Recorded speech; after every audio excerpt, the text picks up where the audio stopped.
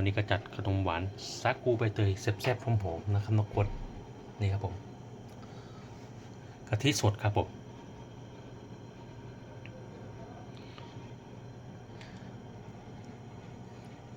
อันนี้คือสาคูนะครับเนาะใส่ข้าวโพดใส่บะหมี่กระป๋องครับผม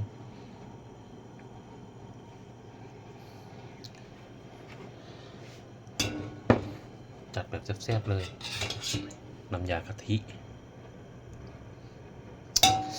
เข้มข้นครับผมกินหลังอาหารแซ่บมาก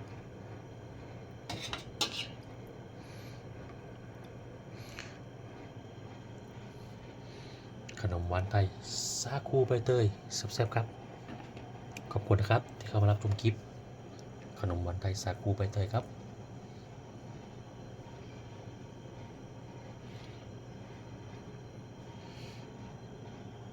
หอมๆน่าทานครับทุกคน